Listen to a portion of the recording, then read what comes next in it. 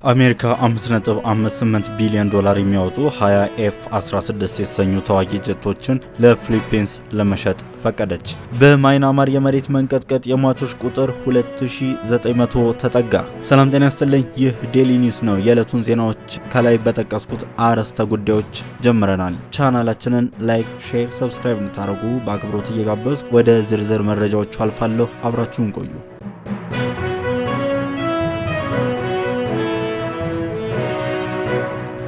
አሜሪካ 5.58 ቢሊዮን ዶላር የሚያወጡ 20 ኤፍ-16 የተሰኙ ተዋጊ ጀቶችን ለፊሊፒንስ ለመሸጥ ፈቀደች።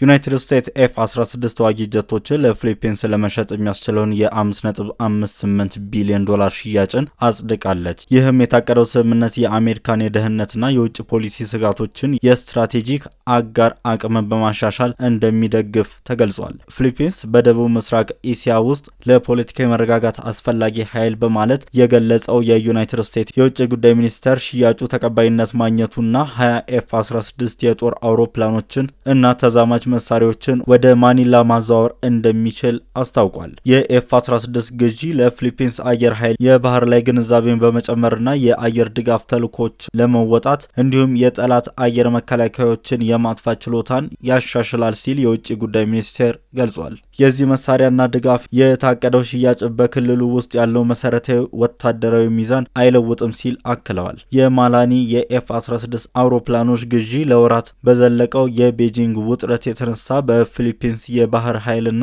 በቻይና የባህር ዳርቻ ጥበቃ ኃይሎች መካከል በተፈጠረው ግጭት እንዲሁም በደቡብ ቻይና ባህር ውስጥ ቻይናና ሙሉ በሙሉ የባለቤትነት መብት አለኝ ማለቷ ቁርሾ ውስጥ በገቡበት ወቅት ነው። ፊሊፒንስ እንደ ኤሮፓያን አቆጣጠር በ2016 ካበቃው ከቀድሞ ፕሬዝዳንቷ ቤኒዮ አኩዊኖ አስተዳደር ጀምሮ ኤፍ-16 ተዋጊ ጀቶችን ከዋሽንግተን የማግኘት ፍላጎቷን በይፋ ስትገልጽ ቆይታለች። ከዚህ ጊዜ ጀምሮ ማላኒና ዋሽንግተን የመከላከያ ትብብራቸውን በተለይም በ2022 ስልጣን ከተረከቡት ፕሬዝዳንት ፌርዲናንድ ማርኮስ ጁኒየር ስር በከፍተኛ ሁኔታ የመከላከያ ትብብራቸውን አጠናክረዋል። የዩናይትድ ስቴትስ የመከላከያ ሚኒስትር ፔት ሄግሴት ባለፈው ሳምንት የፊሊፒንሱ ጉብኝት ባደረጉ ወቅት ዋሽንግተንና ማላኒ ኮሚኒስት ቻይናው የሚሰነዘርባቸውን ዛቻዎች ለመከላከል ትከሻ ለትከሻ መቆም አለባቸው ብለዋል። የተራቀቁ ተዋጊ ጀቶችን ለፊሊፒንስ ሊሸጡ እንደሚችሉ የሚገልጹ ዜናዎች ሰኞና ማክሰኞ መውጣታቸውን ተከትሎ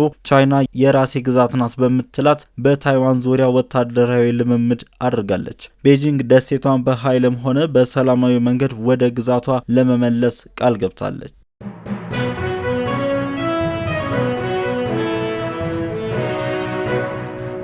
አሜሪካ በቪየትናም ላይ የምጥለው ታሪፍ ለናይኪና ለሌሎች የስፖርት አልባሳት ብራንዶች ከፍተኛ ጥፋት ያስከትላል ተባለ። ናይኪ የምርት ስሙን ለማደስና ለረጅም ጊዜ ያጋጠመውን ለመቀልበስ በሚደረገው ጥረት ሌላ ጉዳት ሊያጋጥመው እንደሚችል የሚጠበቅ ሲሆን አሜሪካ ከቪየትናም በሚገቡ ምርቶች ላይ ታሪፍ ትጥላለች ተብሎ መገመቱ ኩባንያውን ይበልጥ ሊጎዳው ይችላል። የዩናይትድ ስቴትስ ፕሬዝዳንት ዶናልድ ትራምፕ የሀገር ውስጥ ምርትን ለማበረታታትና ሌሎች ሀገራትን ተጨማሪ የአሜሪካ ሸቀጦችን እንዲገዙ ለማድረግ አዲስ ዙር ታሪፍ በማውጣት የተጨማሪ ሀገራት ምርቶች ላይ ትኩረት አድርገዋል። ከዩናይትድ ስቴትስ ጋር የ123.5 ቢሊዮን ዶላር የንግድ ትርፍ የምታካሄደው ቪየትናም ዋነኛው ኢላማ ነች።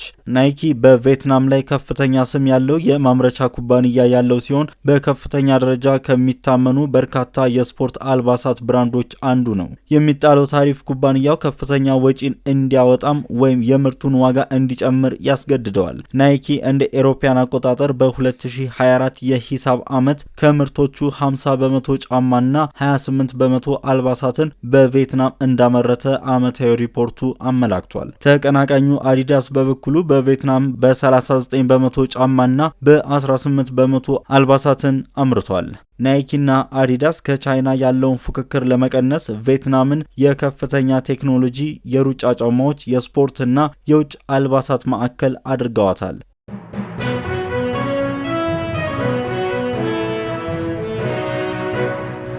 በማይናማር የመሬት መንቀጥቀጥ የሟቾች ቁጥር 2900 ተጠጋ። ከቀናት በፊት በማይናማር በተከሰተው የመሬት መንቀጥቀጥ የሞቱ ሰዎች ቁጥር ወደ 2900 ሲጠጋ በታይላንድ 72 ሰዎች ደብዛቸው እንደጠፋ ዢዋንግ ኒውስ ዘግቧል። የማይናማር አስተዳደር ምክር ቤት ይፋ ባደረገው መረጃ በማይናማር የሟቾች ቁጥር 2886 ደርሷል። 4639 ሰዎች ተጎድተዋል እና 373 ደብዛቸው ጠፍቷል። በአጎራባሽ ታይላንድ በዋና ከተማው ባንኮክ 72 ሰዎች አሁንም ደብዛቸው እንደጠፋ ነው ሲል ገልጿል። ባንኮክ በመሬት መንቀጥቀጥ የመንግስት ኦዲት ቢሮ ህንፃ ወደ ፍርስራሽ የተቀየረ ሲሆን በዚህ ቦታ አስክሬን ፍለጋ ቀጥሏል። በማይናማርና ታይላንድ ከቀናት በፊት በሬክተር ስኬል 7.7 እና 6.4 የሆነ ከባድ የመሬት መንቀጥቀጥ መከሰቱ ይታወቃል። ይህ ዴሊ ኒውስ ነው። ለቻናላችን አዲስ ከሆናችሁ ሰብስክራይብ፣ ቤተሰብ ከሆናችሁ ላይክ፣ ሼር፣ ኮመንት እንድታደርጉ በአክብሮት እየጋበዝኩ ቸር ጊዜ ለእናንተ